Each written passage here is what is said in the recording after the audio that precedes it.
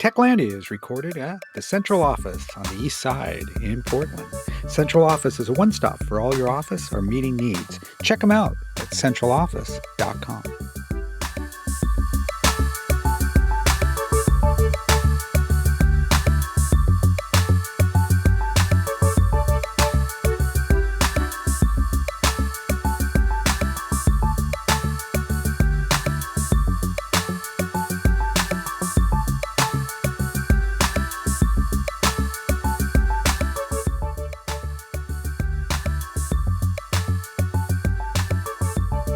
Welcome to the latest episode of Techlandia. I'm Skip Newberry, President and CEO of TAL.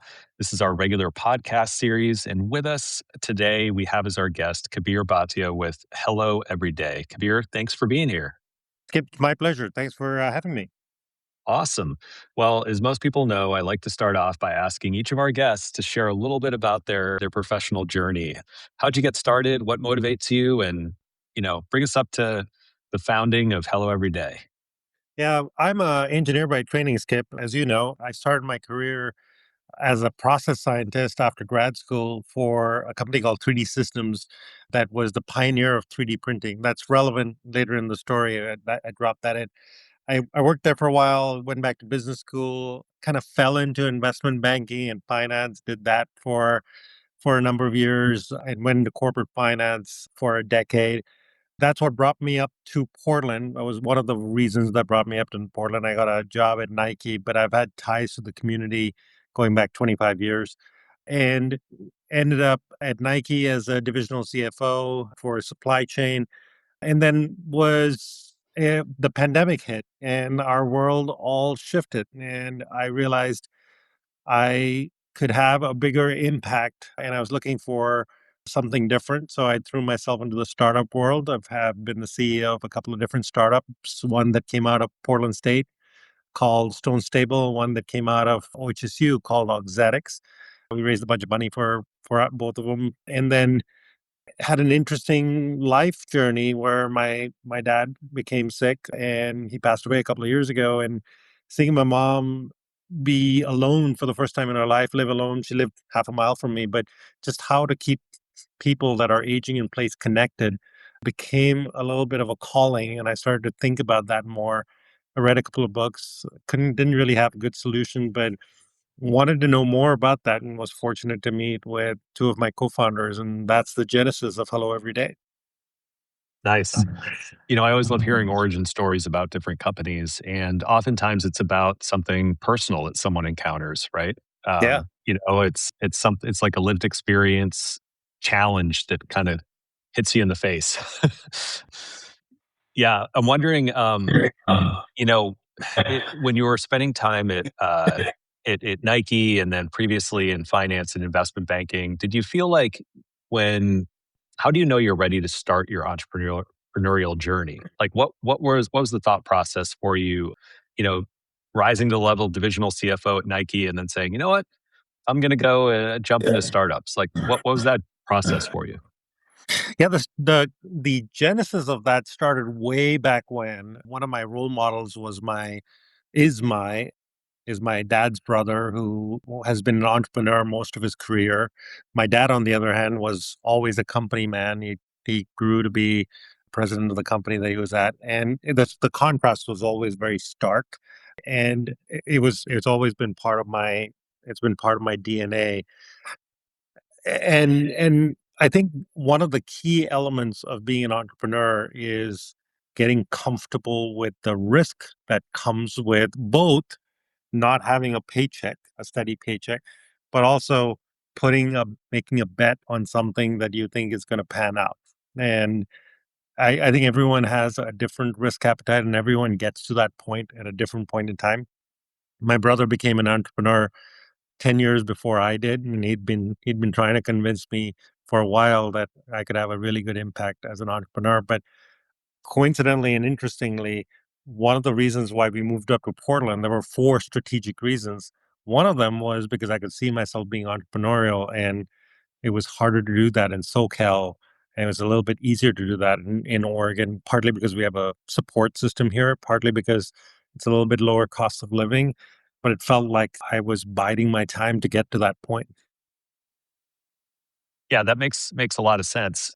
I think for a lot of folks, it's kind of a combination of things that leads them to kind of take that risk, take that jump because it's not Yes. easy. Oftentimes, you need to have a certain amount of feel like you have a certain amount of financial security. Mhm. And in other cases, it's just, well, I don't have a lot of responsibilities, so I'm just going to go for it. Like you hear about a lot of people in their 20s doing it. So I'm always interested as someone later in their career deciding to finally take the entrepreneurial journey, like what that process looked like. So thank you for sharing that. Yep. In terms of Can I hello, add? oh, go ahead. Can I Yeah, add one more thing there? sure.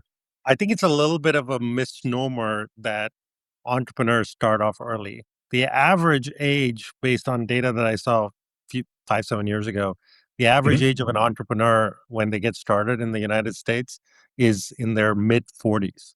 Yeah, And that's usually because they've reached a point in their professional career where they have the skill set, they built a base, and they're now ready to sort of take the leap into doing something their way. And so I felt like I was in very good company when I started this. totally.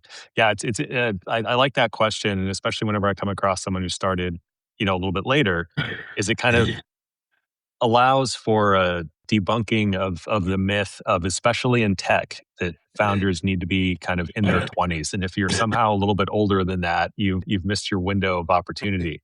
And it's interesting because that average age, I've seen data that shows that the average age in the U.S. of even software based founders is in the mid to late 40s, right? Yeah. And and especially of the ones that are more successful and have made it beyond the valley of death.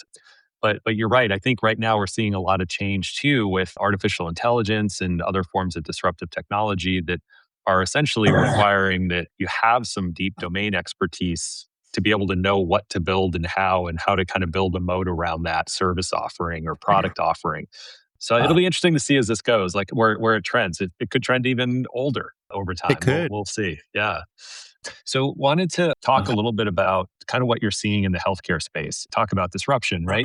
There's tons going on right now. Not all of it great in terms of uncertainty at the federal level with changing regulatory landscape, funding issues. What are some of the big ticket items that you're paying attention to as you're trying to, launch and scale this company? Wow, that's a loaded question.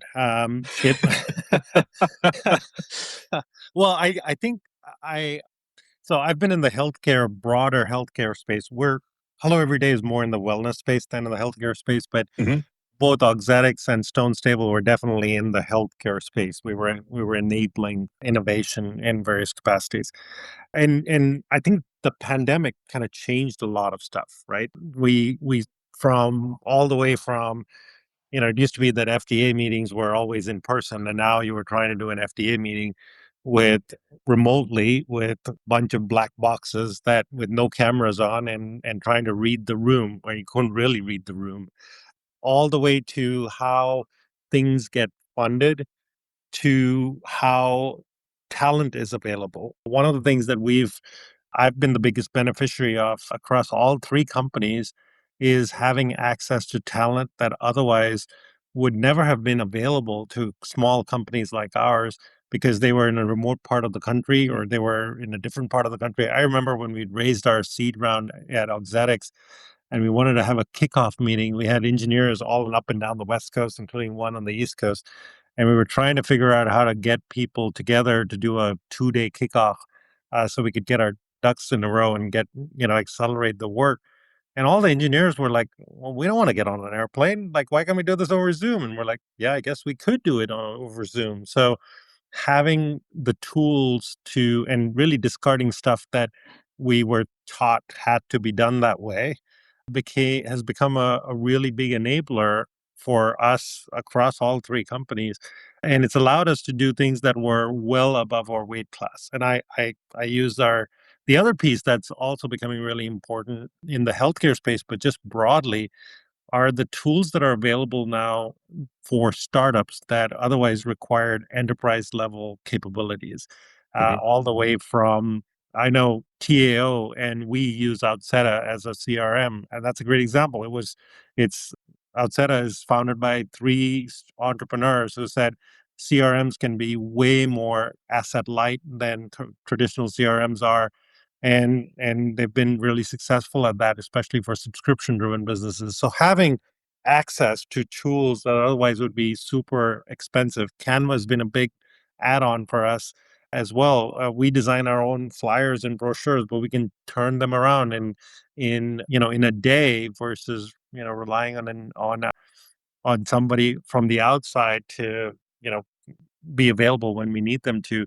Those are things that have been huge enablers for us. Hmm. Yep. And as you're looking at specifically within the wellness space, Yeah. within the healthcare umbrella, what Yeah. are what are what are some of the things that your product offering really tackles? So, like someone's living alone. What are some of the common challenges that you're addressing directly that you've seen firsthand and that you're kind of moving forward on right now? Yeah, so let's take a step back. We are in the midst of a silver tsunami, and the silver Hmm. tsunami is basically an aging population, right? Our birth rate is significantly lower than what it needs to be in order to maintain a certain population level. So, in the absence of immigration, the United States of America the population is going to shrink, and it's already shrinking in the last year or year and a half of the Trump administration. But but but more so than that, so the data points are startling. There are 11,000 people turning 65 every year. The reality of the situation is the vast majority of those folks are not going to be able to afford to move into a retirement community, let alone an independent living or assisted living. That Hmm. costs them anywhere from $4,000 to $10,000 a month. So they have to age in place, and we think that the most of those most of those older adults have been sort of looked over. So there aren't the right tools for them, right? So if you think about the smartphone that we all carry in our pockets, for older adults, that's one of the most difficult devices to navigate. Everything is hidden behind menus. The touch screen is really hard for people that are losing their capacitance and oils in their fingers. And so the screen is really hard to navigate. And so most older adults will only use it for very basic functions, whether it's the phone and maybe a text message, but that's about it. And so and I think they're hesitant to adopt new technologies because every time they do adopt something on the behest of their kids or somebody else, it creates a complication in their life. It requires them to have a learning curve. It often requires them to feel small because they have to ask for help from somebody that is more technologically savvy. So there's an inherent it's a catch 22. Tools can help, but at the same time, there's an inherent bias against tools. And that's really where Hello Everyday has chosen to play. We are very intentional that we create single purpose devices that are intuitive and are built for older adults. They are meant to foster connections that they already have. And we believe that aging in place requires a sense of community. It requires both family and community support. It requires your environment to be safe. It requires people to feel safe in their own homes. And so that's really what we built. It was very intentional that Mark, Huang, and I, who are the three co-founders of the company, looked at each other and said, that's what we want to do. We want to build technology that's simple, intuitive, and single purpose. And it's been very satisfying to see that our sensors are getting adopted by people that are in their 80s, and they're able to plug it in themselves. And they're astonished that that's all there is from a setup perspective. We've sent sensors to people that are legally blind, that are actually blind, who have been able to set up sensors for themselves. There isn't a whole lot of technology out there that can claim that kind of ease of use, and that impact is really gratifying. That's wonderful. And I was wondering if you could tell me a little bit about way a while back, we ended up doing some work with some programming with like Orcatech and AARP Oregon. And for those who aren't aware, Orcatech is kind of a aging in place focused research center at Oregon Health and Science University. And they've gotten a lot of great federal money over the years in terms of funding. They do really nice work. And a big focus for them is privacy, right? So Yes. balancing the kind of intrusive aspects of certain types of technologies that can help make monitoring and alerts and certain events trigger an alarm or a notification. I mean, all that is possible, but it also has to be balanced with data privacy. And I'm wondering, what are some of the things that you all are taking under consideration when it comes to that balance? I'm so glad you asked that, Skip. It's such an important question, and it is such critical component of what prevents adoption from older adults. So there's a great book called Being Mortal by Atul Gawande. He's a physician, and he writes the journey of watching his parents age and juxtaposing that with his experience of being a physician. And he talks about how the medical world really doesn't know what to do with aging, right? So aging is, and I know this is one you have a question, but I'm going to get to that in just a second, Skip. So bear with me. Aging is all about a cumulative effect of things breaking down. That's really what aging is. Whereas medicine is all about treating specific ailments. One of the things that Dr. Gawande talks about is when you ask somebody what they want for themselves, it's typically autonomy is always the first thing they want. They want the ability to make their own decisions. Versus when you ask people what they want for their loved ones, safety is always ascribed a higher priority over autonomy. And we're human beings. That's just the way we are. We want for others safety, whereas we want autonomy for ourselves. For older adults, it's the same thing. They have lived full lives. They have they have been self-reliant and independent all their lives. And now suddenly we're telling them, hey, wait a second, you have to give up on your privacy in order for you to feel safe. And most older adults that I know are like, no way we're going to do that, right? It has to fit within our scope. And so privacy becomes a really integral part of the decision making process. For most older adults, there's no way that they would want a camera or a microphone in their homes. I wouldn't want that. So I'm not surprised that they wouldn't want that either. And even if you had a really easy learning curve, which it's not, it's a non-starter. And so when there have been plenty of companies that have come down that have that the technology to surveil, the technology to monitor is trivial, the adoption is where things break down because nobody wants someone. I've had this exact conversation with the folks at Architect and some others where they've had resistance with people saying, well, I don't want you to know when I open the refrigerator. I don't want you to know when I go to the bathroom. Right. That is that is not something that is suitable for sharing. So we were very intent that we wanted to build a device that doesn't have cameras, that doesn't have microphones. You plug it into a single location in the home. We suggest doing it in the kitchen or living room, which is a public area of the home if there is one, but it doesn't have the ick factor of it being in the bathroom or the bedroom. And it's really and it's amazing. And the folks at Architect were amazed when we showed them how much data is available, even if you have a single sensor in the home in a public area. And so our approach versus sort of the approach of the mission of Architect is also different. They are looking to get early indicators of cognitive decline, which we are not. We are looking for adoption so that people can actually age in their own homes. So our missions are very different, but it's a very different approach, and it's intentionally very different. And in terms of the someone's use of the technology, like in a home, let's say, how do you ensure that there's no loss of data or let's say there's an outage or someone's Wi-Fi gets reset or Yeah. something like how did you address some of those issues?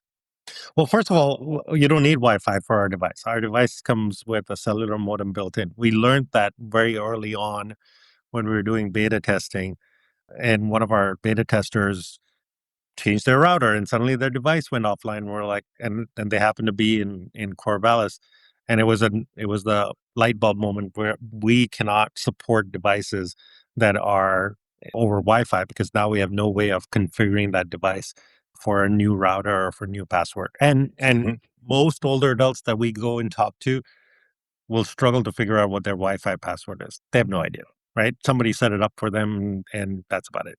Wi-Fi is also very unreliable, especially in communities. So if you're going to an independent living or assisted living, their Wi-Fi is spotty at best. And so it's if you're using a tool for wellness checks, the Wi-Fi is not very good.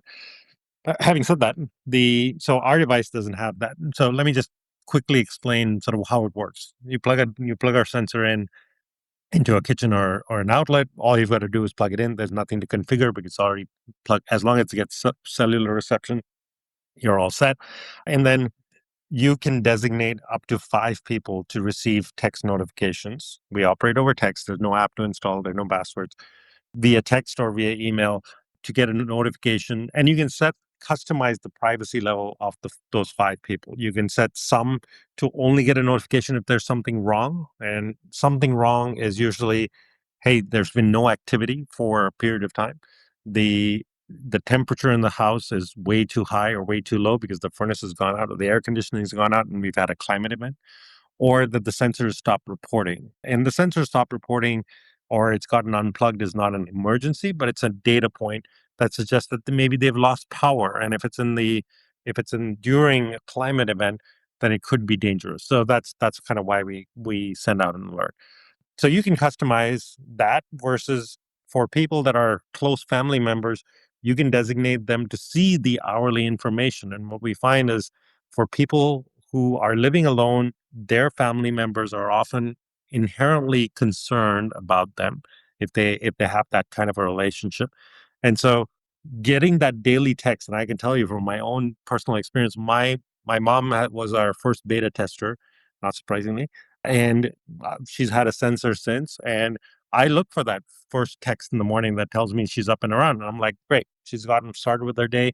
Things are going good. Even though I talk to her or see her every day, it's a great data point. And then the other piece is it also allows me to have a conversation if I see that she's been up in the middle of the night. I'm like, oh, were you watching a movie? And like, what were you watching? And so it becomes a source of conversation. It's a great way for siblings to tag team. So my brother lives in New York City. My mom's sister lives in Miami. So we've created a little bit of an envelope around so that we all have the same baseline information. We know that she's doing okay. And so you're coming at it from a place of reassurance and comfort rather than a place of concern. The other data point that I like to mention is that it takes 5 positive interactions to counteract a negative interaction. And oftentimes that check-in of, Mom, you okay? Okay, I got to go by. That's a negative interaction because you not only intruded, but you also then you had nothing more other than it was a wellness check. And nobody, that is just not very satisfying or appealing for most folks. We've had some customers tell us they hate the fact that they have to text their family every day saying they're up. So having a device like this sort of takes away a lot of that friction and stigma of aging in place. Wonderful. I'm wondering what status is the company at right now? Like what stage would you kind of characterize things, and how might the Tao network be helpful? Are you looking for customers at this point? Are you looking to raise a round of funding? So, sort of what does the status look like? Yeah, it's a really good question. So just a quick background. So we started the company back in late 2024, early 2025. We brought the product out in May, and we started to roll it out to Portland. In September, we were able to roll it out nationwide. You can sign up for a subscription on our website, or you can do it over Amazon. So our product is listed on Amazon as well, which is a big milestone. And we have sensors all over the country, from Homer, Alaska, all the way to New England and the Midwest. We've got sensors everywhere. And so it's been reassuring. 2025 was all about seeing that we could support the technology wherever we were, and we could do that with a small team and in a scalable way. So check on that. 2026 is all about making sure that we're tapping the channels that are going to be our path to scale, and that we have a repeatable sale process that makes us investable. So we have not raised any outside money, but bootstrapped this. We have we've been very intentional about that, but 2026 will need a fundraise to scale once we have a really clear story of how our growth is going to happen. So if you have an aging parent or somebody in your life that you worry about, this is a really low cost investment and a low friction investment to reassure both them as well as you that if something happens to them, somebody would know. So as a safety device, but also as a reassurance device and stay connected, it really fosters connectivity. So that's kind of where we are. Excellent. And this is an interesting space. What are some of the things that you're reading or listening to that allow you to kind of stay on top of trends? Not surprisingly, I spend a lot of time reading about what's happening in the older adult space. We've attended a couple of conferences that have been really eye-opening. So one of our key partners in this journey, and really was the genesis of this technology, was the Village to Village movement. They are a movement that started in Boston about 20 years ago. There are now about 400 villages around the country. So these are communities that are virtual. So people that are living in their own homes that are realizing that they need peer-to-peer support. There's a village here in Portland, Villages Northwest that has 11 chapters underneath them. They are our biggest customer. They've got 150 sensors of ours across their members, and it's been a great learning experience, learning from this customer base of how they're using it and how they're engaging with this. So a lot of my learning is actually happening with our customers. It's happening in understanding their needs and really solving their the way they think about this and creating solutions so that they can get the adoption that they need. So my my ear is to the ground, but I spend Mark Levitt is a physician and gerontologist. We spend a lot of time with trends in the gerontology space. We're also thinking about what it takes for our people that have cognitive decline and what are some of the elements that can drive more improvement in their neural pathways, because that's going to be the emphasis on our next product that we'll be able to talk about in about a couple of months. Nice. And as we kind of wrap up our time together, I wanted to see if there were any sort of final parting remarks or words of wisdom you wanted to leave our listeners with. I think that it's been a really humbling experience for me working with older adults. It has given me a tremendous amount of empathy, but it's also taken away most of my judgment, almost all of my judgment. And the reason why I say that is because I think we are where we are as an individuals because of the circumstances and experiences that we've had. And I think that's really important because if you haven't walked in enough people's shoes in a specific demographic, it's very easy for us to be judgmental about their lack of adoption, their concern, or their biases. And I'll tell you that those are all because of the experiences that they led. I think that is a lesson, frankly, that is universal. And I wish I'd learned that lesson a little bit earlier. Love it. Well, thank you for taking some time to share some words of wisdom, and also, of course, a bit more information about Hello Every Day and what you and your team are building. It's pretty exciting. Excited that you're doing it all here in Oregon, and look forward to helping to continue to support you on that journey. So thanks again for spending some time with us today. Skip, it was my pleasure. I really enjoyed it. Thank you for having me.